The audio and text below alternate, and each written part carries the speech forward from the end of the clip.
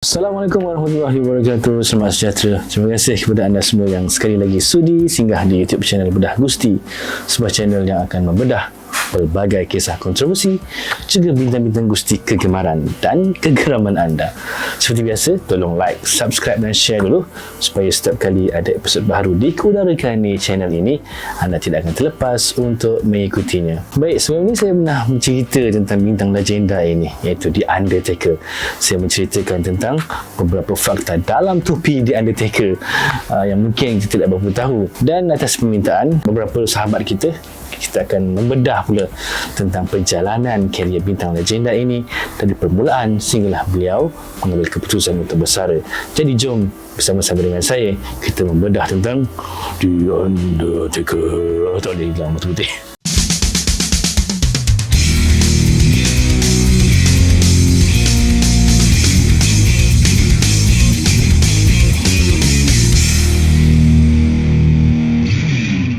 Mark William Calloway atau lebih dikenali dengan nama gelanggangnya The Undertaker merupakan seorang bintang gusti profesional dan terkenal dengan kerjayanya di WWE dari tahun 1990 hingga 2020. Sinonim dengan karakter menakutkan The Undertaker, beliau telah menjadi satu figura yang begitu dominan dan telah menguasai pentas WWE selama 3 dekad dengan watak mistik ala-ala mayat hidup.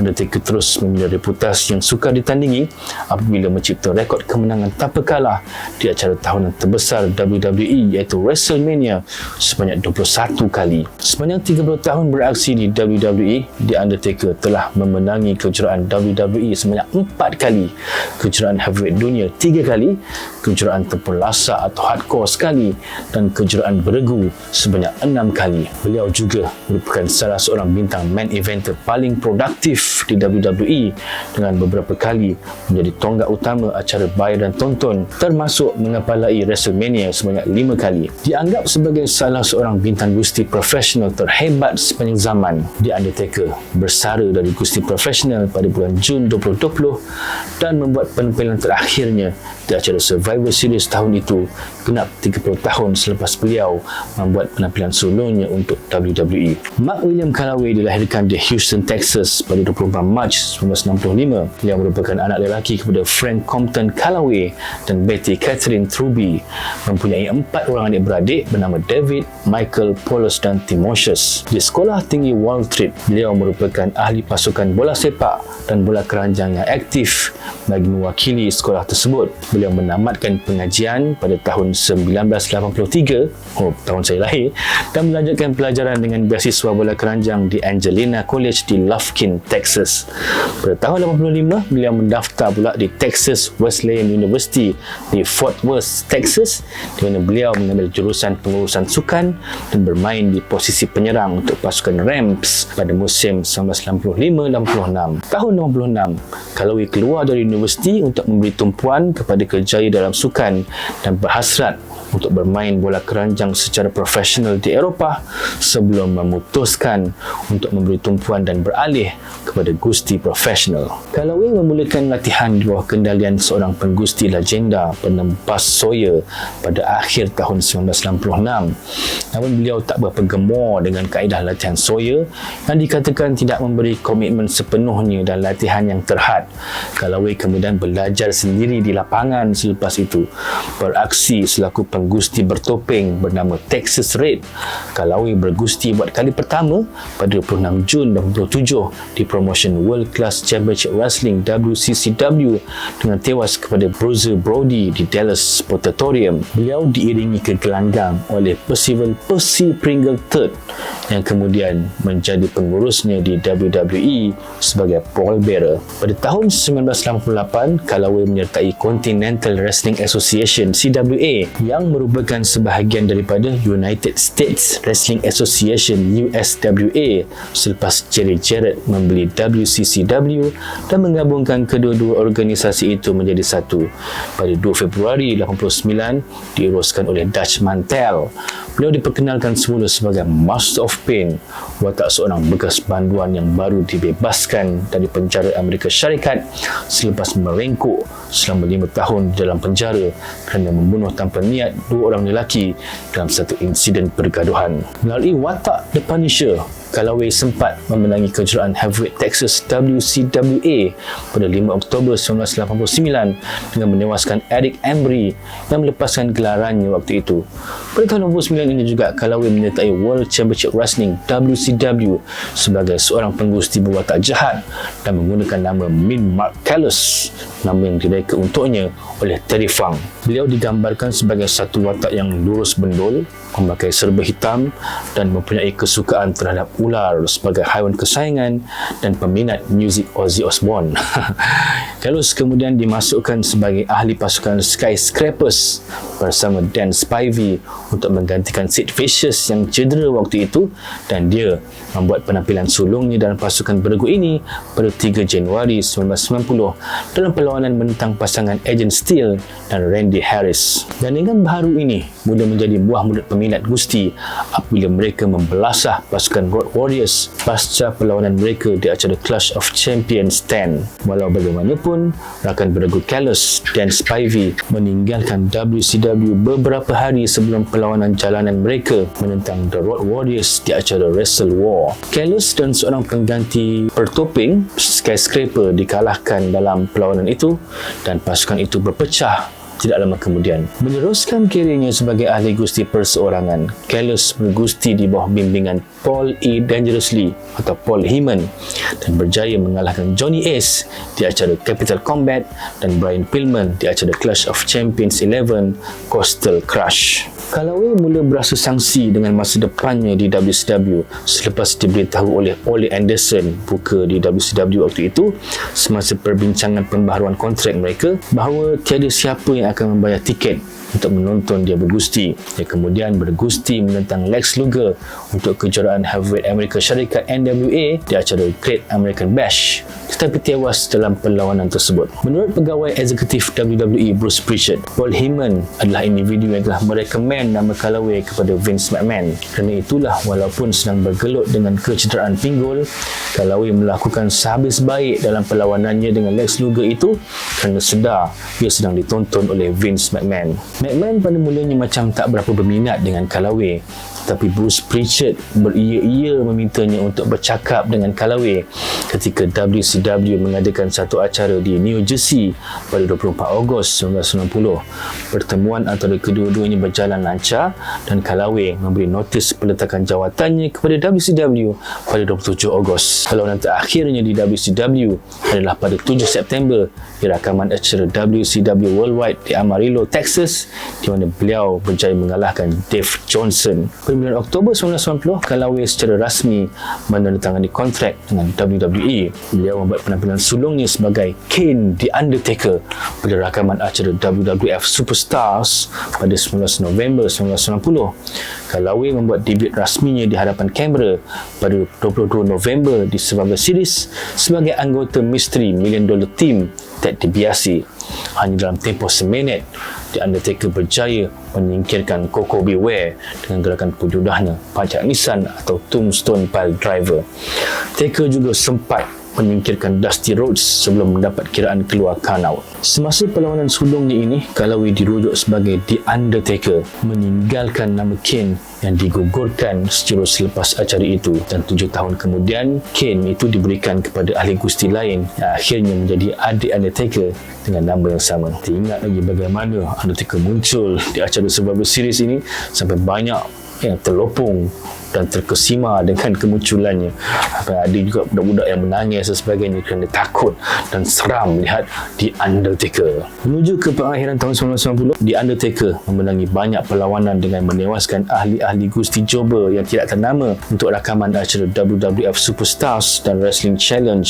Beliau kemudian turut menyertai perlawanan Royal Rumble 1991 yang dimenangi oleh Hulk Hogan. Pada bulan Februari 1991, The Undertaker menukar pengurus daripada Brother Love kepada Paul Bearer, satu watak yang kelihatan lebih mistik dan sangat kena dengan Undertaker yang juga membawa karakter menyeramkan waktu itu. Paul Bearer dilihat membawa botol abu mayat yang dikatakan menyimpan tenaga di Undertaker. Undertaker juga selepas itu akan meletakkan lawannya yang telah dikalahkan dalam beg mayat dan mengusungnya ke belakang. Taker terus mencipta kemenangan demi kemenangan, kebanyakannya dengan para jobber ini yang dibayar untuk kalah, sehinggalah membawanya ke persengketaan serius pertamanya di WWE dengan Superfly Jimmy Snuka. Taker membuat penampilan pertama WrestleMania di WrestleMania 7 pada 24 Mac 1991 dengan menewaskan Superfly Jimmy Snuka dengan mudah.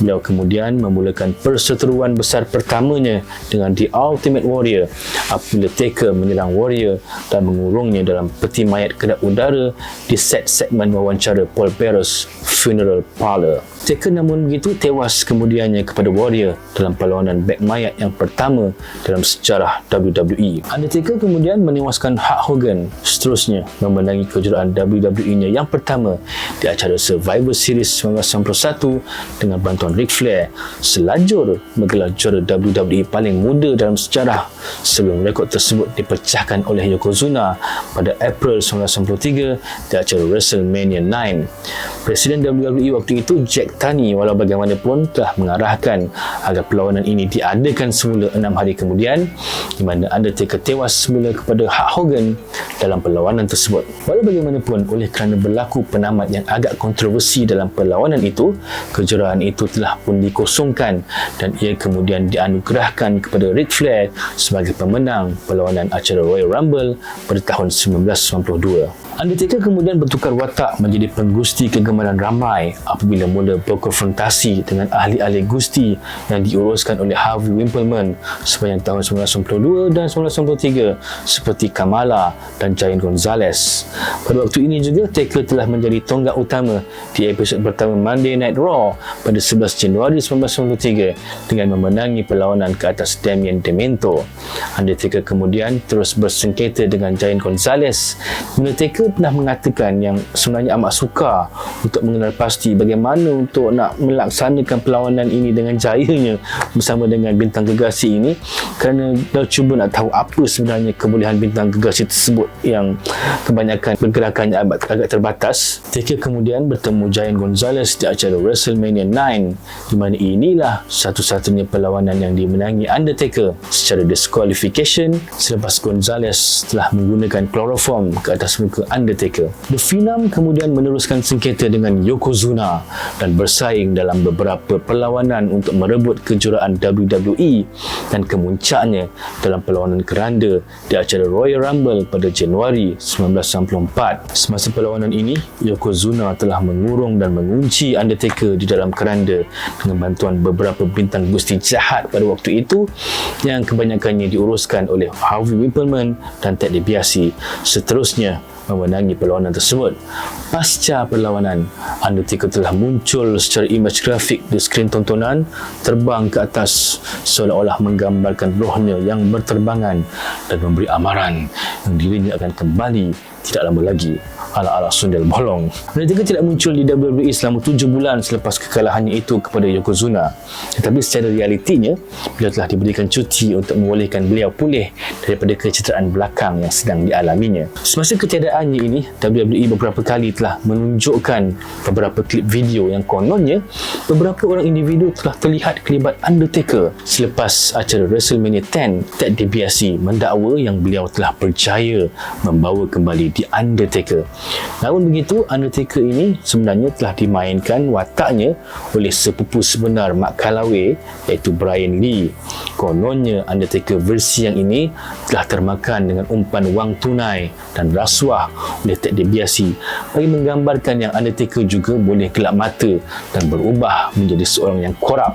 Situasi ini membawa kepada kembalinya Undertaker yang sebenar di acara SummerSlam 1994 dengan Taker muncul membawa persona baru dengan menukar warna boot dan sarung tangannya daripada kelabu kepada warna ungu. Undertaker berjaya menewaskan Undertaker palsu itu dengan satu pacak nisan yang padu dan terus menyemadikan Undertaker palsu itu ke dalam keranda dan membawanya pergi. Sebuah perlawanan antara yang paling saya kagumi ketika zaman kanak-kanak saya dulu, kerana menyaksikan ada dua Undertaker dan mereka amat seiras. Nah, zaman tu video bukannya HD kan, tengok sewa tape aja, tapi memang nampak lah kesamaan kan. Kita pun begitu percaya dengan macam mana Ridwan Undertaker ni, dan ia merupakan antara perlawanan yang paling mengujakan ketika saya berada di darjah 5 dulu. Di acara Survivor Series 1994, Undertaker akhirnya berjaya menewaskan Yokozuna dalam satu lagi perlawanan keranda yang ketika itu juga turut dibantu oleh pelakon hebat Chuck Norris. Sepanjang tahun 1995, Undertaker telah berkonfrontasi dengan beberapa anggota Million Dollar Corporation. Di acara WrestleMania 11, semasa Undertaker mendepani King Kong Bundy dan menewaskan bintang gergasi itu, Kama Mustafa telah mencuri bekas abu mayat daripada tangan Paul Bearer dan telah meneburkan bekas abu mayat itu lantas dijadikan rantai emas. Pada bulan Ogos berikutnya, Undertaker berjaya menewaskan Kama dalam satu lagi perlawanan keranda di acara SummerSlam. Beberapa minggu kemudian, Undertaker telah mengalami kecederaan tulang orbital di bahagian matanya hasil daripada satu gerakan cuai yang dilakukan oleh Mabel, menyebabkan beliau terpaksa bercuti sekali lagi untuk menjalani pembedahan sehinggalah beliau muncul kembali di acara Survivor Series 1995. Undertaker membuat kemunculan semula dan mengejutkan para peminat apabila dilihat memakai topeng ala Phantom of the Opera berwarna kelabu di wajahnya. Dia sekaligus menambahkan lagi elemen keseraman yang dibawa dalam karakter The Undertaker ini. Padahal topeng itu sebenarnya bertujuan untuk melindungi wajahnya yang ketika itu baru saja nak pulih daripada kecederaan tulang orbital di bahagian matanya. Di acara kemuncak Royal Rumble pada Januari 1996, Undertaker akhirnya membuka topengnya dalam perlawanan menentang Bret The Hitman Hart bagi merebut kejuaraan WWE. Namun perlawanan ini telah diganggu oleh Big Daddy Cool Diesel, menyebabkan Undertaker tewas dalam perlawanan tersebut. Di acara In Your House Rage in the Cage pada Februari 1996, semasa Diesel beraksi menentang Bret Hart dalam perlawanan sangkar besi, Undertaker telah muncul secara mengejut dari bawah gelanggang dan menarik Diesel bersama ke bawah, membolehkan Bret Hart mengekalkan kejuaraannya. Setelah beberapa minggu saling tolak tarik di antara Diesel dan The Undertaker, akhirnya persengketaan ini menemui titik noktahnya di acara WrestleMania 12 di mana Undertaker memenangi perlawanan ini. Satu-satunya perlawanan di antara Undertaker dan Diesel atau Kevin Nash yang pernah berlaku dalam sejarah WWE, dan mereka tidak pernah dipertemukan lagi selepas itu. Persengketaan Undertaker seterusnya berlaku malam berikutnya di acara Raw apabila Mankind membuat kemunculan sulung di WWE dan menyerang Undertaker semasa perlawanan menentang Justin Bradshaw. Untuk beberapa bulan berikutnya, Mankind telah menyerang dan bertanggungjawab menyebabkan Undertaker tewas dalam beberapa siri perlawanan. Perseteruan antara mereka ini semakin membahang, menyebabkan mereka beberapa kali bergelut di celah-celah penonton, di belakang tabir dan juga di bilik dandang di belakang arena. Mankind juga telah menyebabkan Undertaker gagal untuk merebut kejuaraan antara benua daripada Goldust di acara In Your House 8 Beware of Dog. Sedikit info tambahan untuk saya maklumkan, acara In Your House 8 ini telah berlangsung selama 2 kali kerana acara yang pertama terpaksa dihentikan lebih awal akibat berlaku masalah gangguan elektrik susulan ribut yang berlaku pada waktu itu, dan kegagalan Undertaker untuk merebut kejuaraan antara benua itu telah menyebabkan sehingga kini Undertaker tidak pernah bergelar juara antara benua WWE sehinggalah ke hujung kariernya. Oleh kerana Mankind terus mengganggu dan memprovokasi Undertaker, mereka telah beberapa kali dipertemukan, termasuk di acara King of the Ring 1996. Menariknya, Undertaker ketika itu dilihat lebih agresif berbanding aksi-aksinya selama ini, seolah-olah menampakkan dan menampilkan beliau begitu marah dengan Mankind hingga terpaksa keluar sekejap daripada karakter tipikalnya yang dibawa selama ini. Kemuncaknya, perlawanan Boiler Room Brawl pertama telah diaturkan untuk kedua-dua mereka di acara SummerSlam 1996. Setelah bergelut selama lebih 20 minit di dalam bilik dandang di Gun Arena Cleveland, termasuk di koridor dan jalan masuk ke gelanggang, Undertaker berjaya sampai ke gelanggang dan meminta bekas abu mayat yang dipegang Paul Bearer sebagai syarat untuk memenangi perlawanan itu. Namun tak disangka-sangka, cempedak jadi nangka, Paul Bearer telah menghentak kepada Undertaker dengan bekas abu mayat riwayat itu sekaligus mengakhiri kerjasama mereka sejak tahun 1991 dan bersekutu dengan Mankind, seterusnya memberikan Mankind kemenangan dalam perlawanan tersebut. Selepas pengkhianatan Paul Bearer, Undertaker telah membawa persengketaannya dengan Mankind ke peringkat yang lebih tinggi, sehinggalah kemuncaknya berlaku dalam perlawanan tanam hidup-hidup di acara In Your House 11 Buried Alive, di mana Undertaker telah memenangi perlawanan ini setelah melakukan satu chokeslam ke atas Mankind terus ke dalam lubang kubur. Walau bagaimanapun, selepas satu campur tangan daripada seorang penggusti misteri bertopeng bernama The Executioner dan juga beberapa lagi ahli gusti lain yang masuk menjadi nasi tambah, memberikan Mankind dapat keluar daripada kubur tersebut dan terus mengebumikan Undertaker, menyebabkan Undertaker menjadi individu pertama yang ditanam hidup-hidup di WWE. Setelah ditanam hidup-hidup, Undertaker kembali di acara Survivor Series bulan berikutnya dengan sekali lagi menentang Mankind, tetapi dalam satu perlawanan dengan stipulasi yang agak unik, di mana Paul Bearer telah digantung 20 kaki di atas gelanggang dalam sebuah sangkar besi. Syarat perlawanan ini, sekiranya Undertaker menang, beliau akan dapat melunaskan dendamnya ke atas bekas pengurusnya itu. Dan walaupun Undertaker memenangi perlawanan ini, sekali lagi The Executioner telah mengacau daun dan membolehkan Paul Bearer untuk melepaskan diri daripada cengkaman Undertaker. Perlawanan ini juga menampilkan Undertaker dalam satu lagi persona yang agak berbeza dengan imej Deadman yang sering beliau bawa sebelum itu. Dalam rupa baharunya ini, beliau kelihatan lebih gotik dan agresif dalam mentransformasikan karakternya agar tampak lebih bersifat dewasa seiring dengan bermulanya Attitude Era.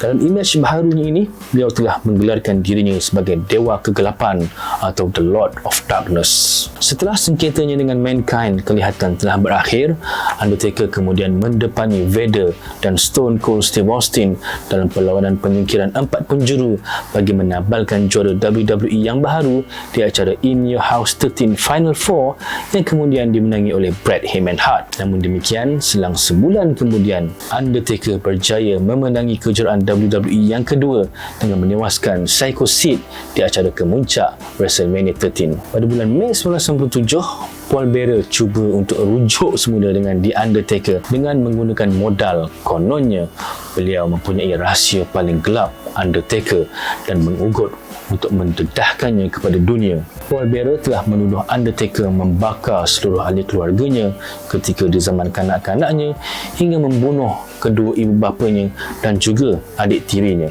Undertaker telah menafikan semua tuduhan tersebut. Walau bagaimanapun, Paul Bearer mendakwa beliau mempunyai bukti yang mengatakan bahawa adik tiri Undertaker itu sebenarnya masih hidup tetapi dalam keadaan menderita dengan parut dan luka terbakar di mukanya. Menurut Paul Bearer lagi, beliau telah membesarkan Kane selepas insiden kebakaran tersebut dan adik tirinya itu terpaksa dimasukkan ke dalam hospital sakit jiwa sejak kebakaran itu sehinggalah dewasa. Yang pastinya, Kane sedang menanti saat untuk membalas dendam terhadap abang tirinya itu.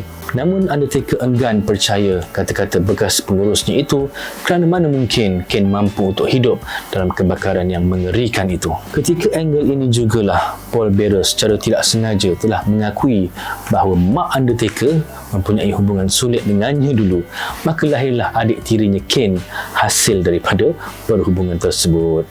Jadi di sinilah bermulanya cerita bagaimana kononnya Kane itu adalah adik kepada Undertaker dan terus menjadi cakap-cakap sehingga hari ini dan tanda tanya ramai peminat sama ada betul ke Kane dan Undertaker itu adik-beradik. Jawapannya memang betul. Kane dan Undertaker memang adik-beradik tiri, tetapi dalam jalan cerita inilah hakikatnya Mark Calaway yang membawa watak Undertaker dan Glenn Jacobs yang menggalas peranan sebagai Kane ini tidak ada sebarang pertalian darah dan langsung tak ada kena-mengena di dunia sebenar. Sekadar kayfabe semata-mata. Itulah ceritanya, ya. Walaupun terus diugut dan ditekan oleh Paul Bearer dengan cerita tentang adik tirinya itu, Undertaker terus berusaha untuk mempertahankan kejuaraan WWE-nya dengan menentang Bret Hart di acara SummerSlam 1997 di mana Shawn Michaels telah menjadi pengada pengadil undangan dalam perlawanan ini. Oleh kerana Bret Hart telah memprovokasi Shawn Michaels dengan meludah mukanya sehingga menyebabkan Michaels menghayun kerusi besi dan mengenai kepala Undertaker,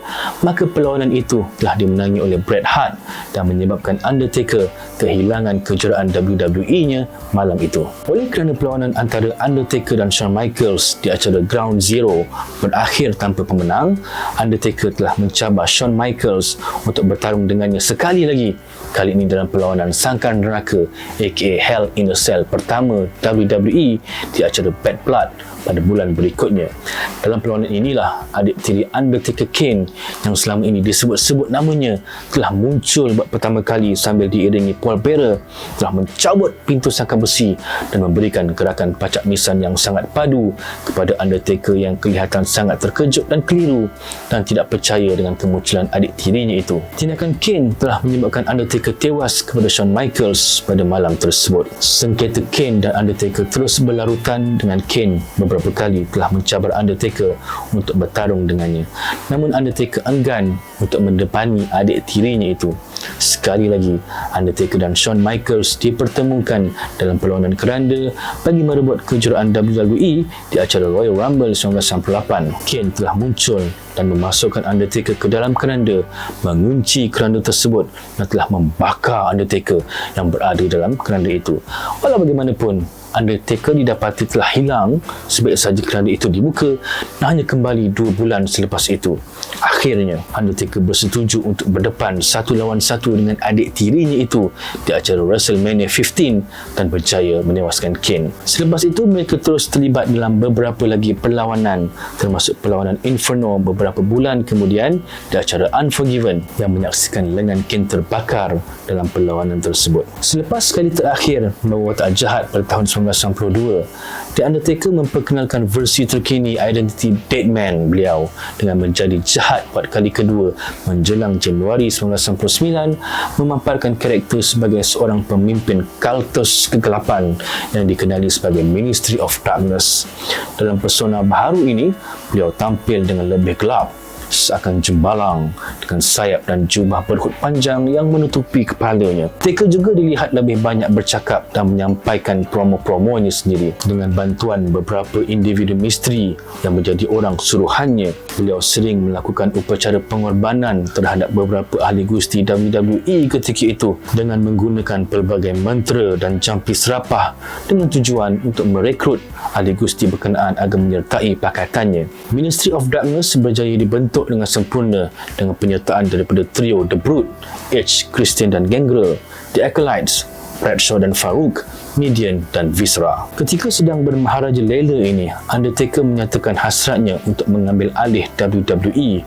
Seterusnya berusaha untuk menyingkirkan pemiliknya Mr. McMahon. Ia sekaligus menyalakan perseteruan di antara Ministry of Darkness dengan The Corporation, gagasan yang dibentuk oleh Vince McMahon. Perang bermula apabila satu demi satu anggota The Corporation menjadi mangsa The Phenom, termasuklah Big Boss Man yang waktu itu dilantik sebagai penguat kuasa pasukan The Corporation. Pastinya kita masih ingat bagaimana leher Bossman digantung di perlawanan Hell in a Cell ketika acara WrestleMania 15, sampai ada yang percaya Bossman betul-betul mati tergantung dalam perlawanan tersebut. Tak lama selepas itu, Undertaker semakin berani dengan menculik pula anak dara Mr. McMahon, iaitu Stephanie, dan ini merupakan kemunculan pertama Stephanie McMahon di kaca TV, walaupun sebelum itu Vince pernah bertegas agar anak perempuannya itu tidak sesekali akan ditampilkan kepada khalayak. Tapi oleh sebab terdesak nak mengejar rating dan bertanding dengan WCW, maka Stephanie pun dijadikan mangsa culik Taker,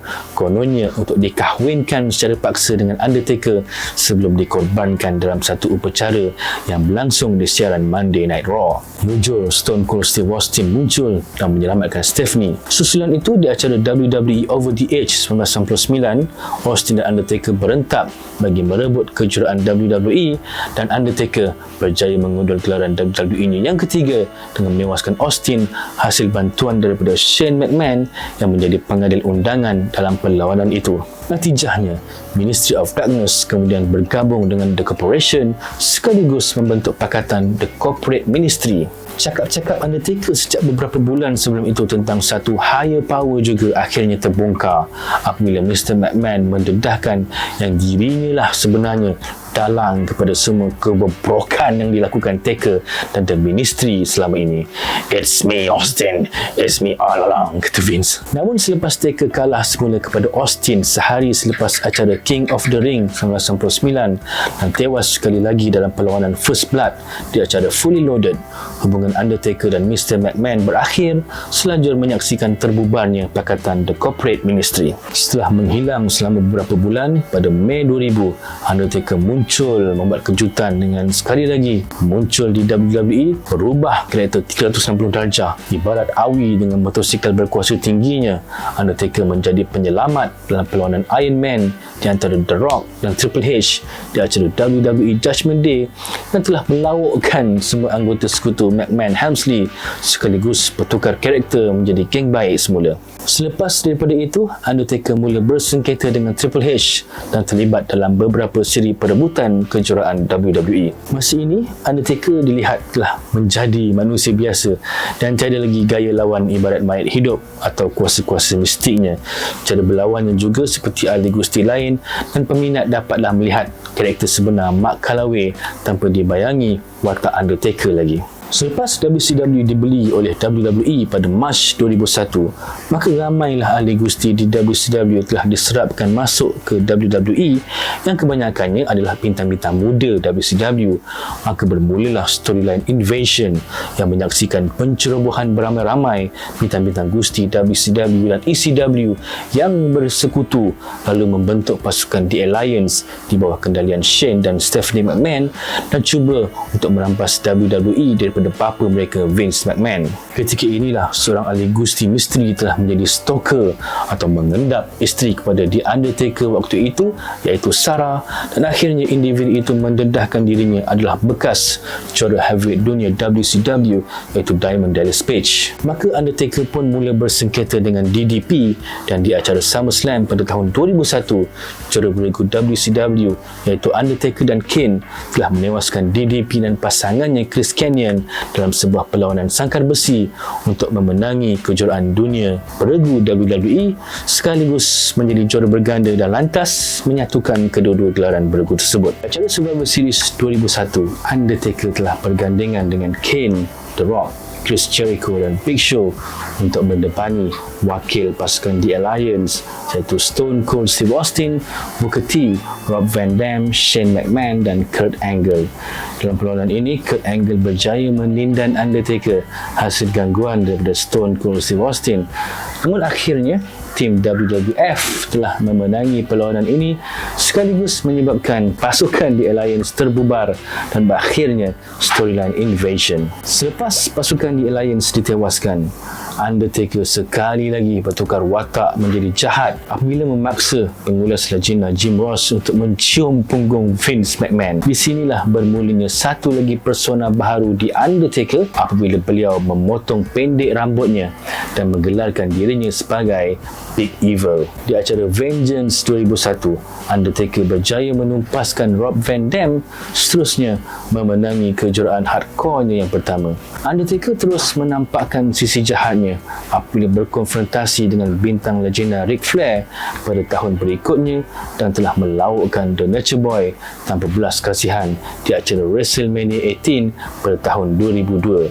Pasca WrestleMania, WWE telah memecahkan bintang mereka kepada dua jenama iaitu Raw dan SmackDown dan Undertaker telah diserapkan ke jenama Raw. Taker berjaya menumbangkan Stone Cold Steve Austin di acara Backlash sebulan selepas itu dan dinamakan sebagai pencabar utama kejuaraan WWF Undisputed. Di acara kemuncak itu juga, Undertaker telah membantu Hollywood Hulk Hogan untuk merampas kejuaraan daripada Triple H dan bergelar juara WWF yang terakhir sebelum nama WWF ditukar kepada WWE. Undertaker kemudian menewaskan Hulk Hogan dan bergelar juara WWE Undisputed yang pertama di acara Judgment Day sebulan selepas itu. Di acara Survivor Series 2003, Undertaker telah bertemu dengan Mr. Mr. McMahon dalam perlawanan tanam hidup-hidup, dan di sinilah menyaksikan Kane yang ketika itu baru sahaja menanggalkan topengnya telah membantu Mr. McMahon menanam Undertaker hidup-hidup. Sekali lagi Undertaker hilang daripada radar selama beberapa bulan sebelum muncul kembali di acara WrestleMania 20. Beberapa bulan sebelum itu, Kane telah dihantui dengan beberapa imej dan sorotan yang mendakwa Undertaker akan kembali tidak lama lagi. Diiringi sekali lagi oleh Paul Bearer, Undertaker kembali menjadi mayat hidup di acara WrestleMania 20 dan menewaskan Kane. Namun hubungan di antara Undertaker dan Paul Bearer tidak bertahan lama kerana selang beberapa bulan kemudian Undertaker sendiri telah menyimen Paul Bearer hidup-hidup pasca perlawanannya dengan Dudley Boyz di acara Great American Bash dan mendakwa pengurusnya itu tiada lagi kepentingan dan tidak berguna lagi kepada dirinya. Hakikatnya Paul Bearer sebenarnya dah tak berapa larat lagi untuk meneruskan kerjayanya sebagai pengurus Undertaker kerana bergelut dengan masalah kesihatan dan tidak lagi mempunyai kudrat untuk terus aktif di WWE. Jadi beliau telah memohon pelepasan daripada WWE dan hanya muncul sekejap beberapa tahun kemudian dalam storyline bersama Kane sebelum meninggal dunia pada awal tahun 2013. Undertaker memenangi perlawanan Royal Rumble-nya yang pertama pada 28 Januari 2007 dan menjadi individu pertama yang masuk sebagai peserta ke-30 dan memenangi perlawanan ini selepas berjaya menyingkirkan Shawn Michaels. Di episod Raw pada 5 Februari 2007, Undertaker telah memilih untuk mencabar juara heavyweight dunia Batista di acara WrestleMania 23 dan berjaya merampas kejuaraan itu sekaligus memenangi kejuaraan heavyweight dunianya yang pertama dan mengukuhkan lagi rekod tanpa kalahnya 15-0 di WrestleMania. Setahun berselang, Undertaker berjaya mempertahankan kejuaraan heavyweight dunianya dengan menumbangkan Rey Mysterio di acara Royal Rumble. Walau bagaimanapun, Undertaker terlepas kejuaraan tersebut di acara Elimination Chamber bulan berikutnya. Ketika acara inilah telah berlaku satu insiden apabila pyroteknik atau bunga api ketika kemunculan Undertaker menjadi kelam kabut menyebabkan Undertaker melecur akibat terkena api pyroteknik tersebut dan mengalami second degree burn di bahagian leher dan dadanya. Hanya dengan menjerus air ke bahagian yang melecur tersebut, Undertaker meneruskan perlawanan seperti biasa namun tewas kepada Chris Jericho selepas satu gangguan daripada Shawn Michaels. Menurut Chris Jericho, juruteknik yang mengendalikan pyro tersebut dengan segera telah diusir keluar dari arena dan telah dipecat selepas menerima ugutan daripada Undertaker. Yelah, siapa tak panas kan badan melecur akibat kesilapan orang lain. Menurut ceritanya, Undertaker telah beberapa kali menyatakan rasa bimbangnya tentang kemungkinan berlaku kesilapan pyroteknik kepada juruteknik tersebut, namun ia tidak diambil serius oleh individu itu. Undertaker juga berkata beliau terselamat daripada mengalami kecederaan yang lebih serius kerana mujur beliau telah membasahkan rambutnya sebelum itu dan mengubah attire-nya daripada memakai jubah tidak berlengan kepada berlengan hanya beberapa minit sebelum insiden itu berlaku. Walaupun usia semakin meningkat dengan kecederaan yang tidak putus-putus, Undertaker masih mampu menghasilkan siri perlawanan yang amat memukau dan layak menerima penarafan 5 bintang. Antaranya seperti ketika menentang Shawn Michaels di acara WrestleMania ke-25 dan 26, juga ketika menentang Triple H di 2 acara Mania selepas itu, sekaligus mencipta momen the end of an era bersama 2 bintang legenda tersebut. Dan pada tanggal 24 Februari 2014 di sebuah episod Raw, Undertaker bersetuju untuk menerima cabaran daripada Brock Lesnar untuk perlawanan mereka di acara WrestleMania 30. Selepas 25 minit perlawanan berlangsung dan 3 gerakan penyudah F5, Brock Lesnar telah berjaya menumpaskan Undertaker secara tindakan pin dengan bersih, seterusnya mengakhiri rekod tanpa kalah Undertaker sebanyak 21 kali sebelum itu. Ia turut dianggap sebagai keputusan paling mengejutkan dalam sejarah WWE. Tamat perlawanan itu, Undertaker telah dikejarkan ke hospital kerana mengalami concussion ketika beraksi di minit-minit awal perlawanan. Menurut Taker, beliau tidak ingat apa-apa yang berlaku semasa perlawanan itu kerana concussion tersebut dan sedar-sedar je beliau dah kalah dalam perlawanan itu. Dalam satu temu bual juga pada tahun 2014, Vince McMahon McMahon mengakui bahawa keputusan untuk Brock Lesnar mengakhiri rekod tanpa kalah atau streak Undertaker itu telah mengejutkan Undertaker pada awalnya. Namun Vince telah memberikan justifikasi terhadap keputusan tersebut dengan berkata kemenangan itu akan memberikan satu lonjakan kepada karakter Brock Lesnar, dan ketika itu dia tidak nampak siapa-siapa yang lain yang sesuai untuk memecahkan dominasi rekod tanpa kalah Undertaker selain Brock Lesnar. Akhirnya Undertaker bersetuju untuk kalah dan mengakhiri rekod kegemilangannya di WrestleMania. Oleh kerana kecederaan demi kecederaan yang dialaminya dan juga kelihatan tubuhnya tidak lagi mampu untuk menerima azab di dalam gelanggang, Undertaker telah memberikan bayangan yang beliau akan bersara ketika tewas kepada Roman Reigns di acara WrestleMania ke-33 pada tahun 2017. Sebelum meninggalkan gelanggang, Undertaker telah menanggalkan jubah dan topinya di tengah gelanggang lantas mengundang tanda tanya kepada para peminat sama ada beliau akan kembali atau bersara selepas itu. Undertaker juga ada membuat beberapa kemunculan seperti beraksi menantang John Cena dalam perlawanan ringkas di acara WrestleMania tahun berikutnya dan beraksi buat kali terakhir dengan menewaskan AJ Styles dalam perlawanan cinematic Boneyard match di acara WrestleMania 36.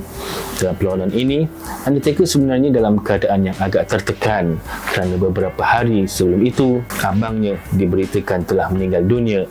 Undertaker terpaksa melupakan seketika rasa sedihnya dan terus memenuhi komitmen untuk bertarung dengan AJ Styles dalam perlawanan yang dianggap antara yang terhebat dalam kerjanya dan sanggup terbang jauh ke lokasi perlawanan walaupun ketika itu pandemik COVID-19 baru bermula.